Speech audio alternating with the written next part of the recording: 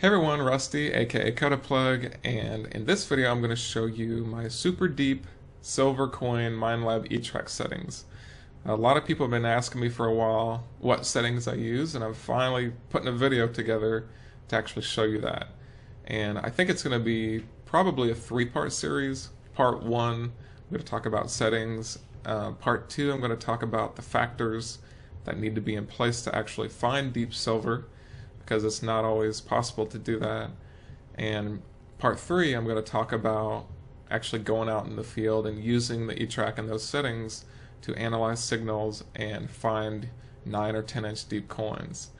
A little update on me. I know it's been like several months since I posted a video, and I do apologize for that. My wife and I have moved 3 times, twice in state and once out of state because of college and things. And we now live in Tennessee. So we did live in Missouri, and now I'm in Tennessee, and haven't had too much time to get out and detect. Once a week if I'm lucky, but more like once every 2 weeks I've been getting out and detecting a little bit. And I found some silver since I've been here.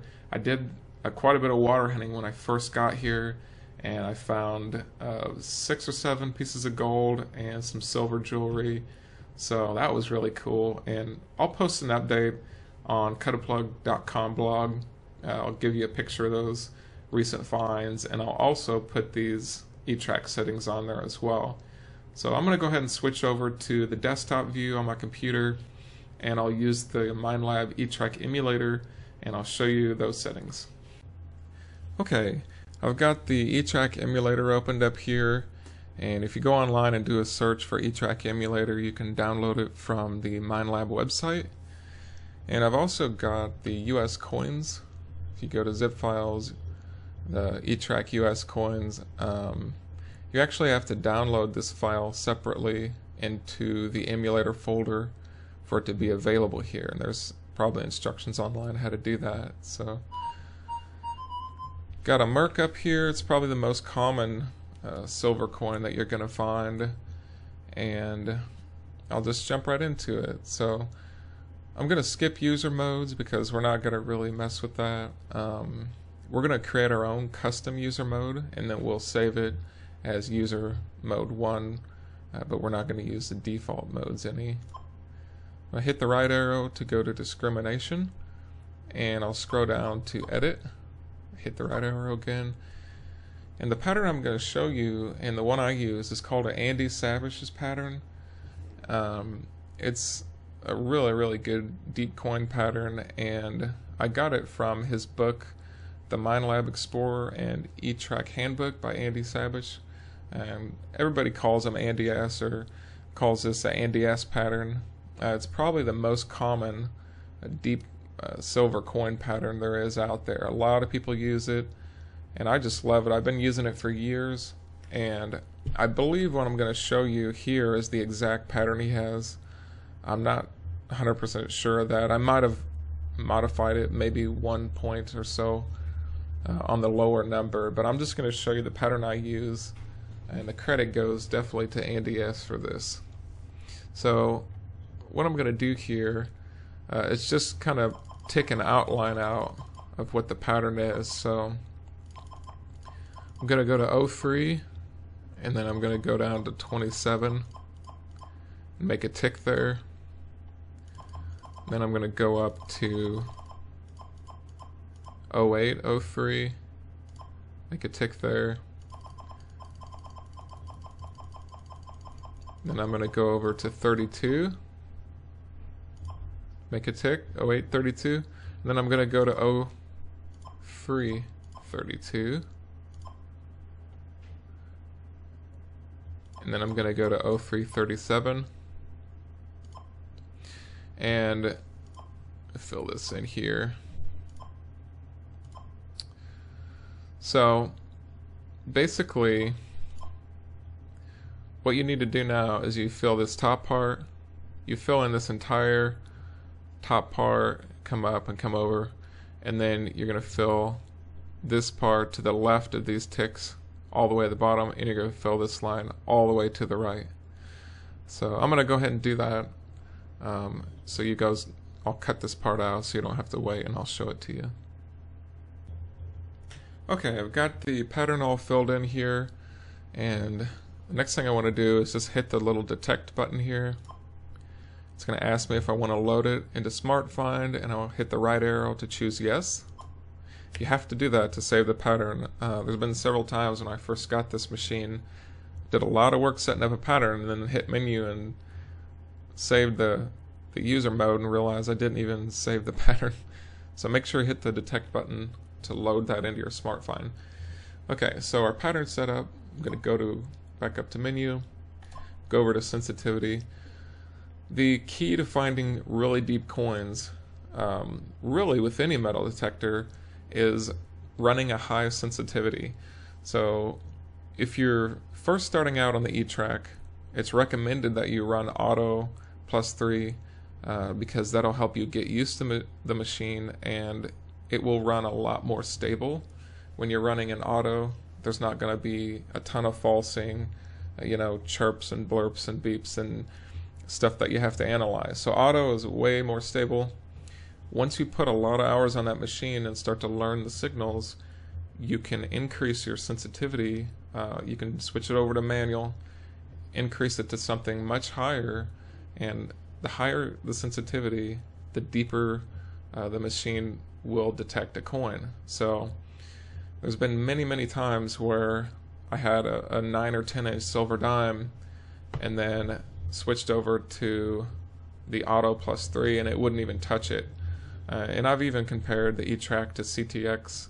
A friend of mine was running a CTX on auto +3, and I got a really deep coin running manual, and he couldn't even touch it with the auto +3 on a CTX either. So the key to finding deep coins is running a manual sensitivity that's really high, and the key to learning how to do that is putting a lot of hours in and learning the signals so you can distinguish the false signals from the good signals, because you'll get a lot more false signals in a high sensitivity. Alright, next part I'm going to talk about is audio. So my threshold level, I would say probably 18 is what I run it at. It depends on your headphones and it depends on your hearing level. A lot of things determine the threshold. You just want a light hum that you can hear barely. You don't want it to drive you nuts, but you definitely want it to be there so you can hear it and hear when it nulls out or disappears. Same thing with a volume limit. Just play around with it. Mine's probably 18 or 20. So you don't want that to drive you nuts either or hurt your ears. Okay, volume gain.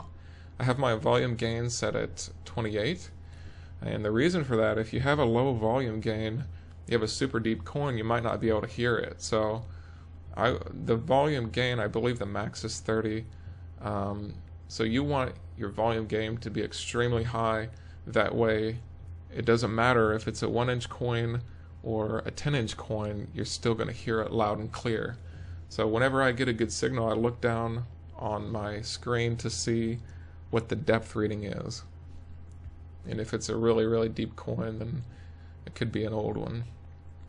Response normal. And then we'll go to tone IDs. I have mine on multi-tone conductive, and I have my variability set at 29. And this is something I had set that way for years. When I first got the E-Track, I got online, I did some searching, and Goes Forever was somebody that I'd looked at his settings and read a lot of his stuff. And there's another guy, his name's Earthman Surfer. He made a lot of YouTube videos a while back, several years ago, and he kind of disappeared. I think he's playing a pan instrument now or something. But yeah, Bob and Mo has been another guy that's helped me a lot with the E-Track, and Raymo. So shout out to all those guys for helping me with settings. But my variability is set at 29, and limits are at 30. And the variability, I don't really think it makes a big difference whether it's on 29 or 30. You just want a high number. And the reason for that is it gives you more information. If you have the variability on 1, you're just going to get one tone. If you have the variability on 30, you have 30 tones, 30 different tones. So you have a wide variety of tones, and the more fluctuation in the tone that you can get, it's kind of like more information that you're receiving about that target, and it helps you identify it better. Okay, so that's all of those. And the next thing I'm going to go to, that was supposed to be back on multi. There we go. Okay, threshold pitch. I have mine at 15. I know a lot of people run them higher, but I've found that 15 is really good for me, so that's what I run it on. That's all there. We'll go back to volume limits. Alright, I think that's all the audio settings. So I'm going to go over to expert settings. I run recovery deep off. And honestly, I've done some testing and I couldn't find a huge difference as far as deep on or off. I just feel like deep off lets me get like a fraction of an inch better for some reason, but that's what I run, and I've found super deep coins with it, so I know it's worked for me. Fast off, I usually run a big coil in low trashy areas, so recovery fast off is something that I use. And these settings I'm showing you are for lower trash areas using either the stock coil or a larger coil. And it's really hard to find a deep coin in a high trash area anyway. It's almost impossible. If you're in an area that has a ton of trash, I don't even know if anybody could find a 10-inch silver dime in an area with a ton of trash. I'm sure it's possible, but it's extremely hard to do. So these settings are for lower to medium trash areas and using a larger coil or a stock coil. If you're in a high trash area, you definitely want to run fast on and run either a really small sniper coil or possibly the stock coil if it's not super trashy. Trash density, let's see, I've always run that on high. So trash dense is high. Ground difficult is what I run on. Noise cancel, on the E-Track I've not found a correlation between the noise cancel number and the depth that I'm getting. And I used to noise cancel at every side, but then I'd find a deep coin. I would switch the noise cancel number around to different numbers, and I couldn't find any number that, you know, would produce a better sound on a deep coin. So I honestly don't think the noise cancel number even matters, and I don't even noise cancel my metal detector anymore unless I'm in an area with power lines that my detector's just going crazy. These settings are just kind of optional. It's the contrast on your screen, pinpoint normal, show sensitivity on. I like that to be on because I like to look over and see what sensitivity is, what it's showing it should be. If you're running in manual, it'll show the auto sensitivity and where it's at. I kind of like to see that sometimes. Okay, and that's pretty much the Deep Silver Minelab E-Track settings that I use. If you have any questions at all, feel free to post a comment below. This is part 1 of the E-Track settings video series that I'm doing. Part 2, I'm going to go into the several factors that need to be in place for you to actually find super deep silver coins. Thanks for watching, and be sure to check out the website cutaplug.com, and we've got a blog there, and be sure to sign up for our newsletter too. Alright, have a good one.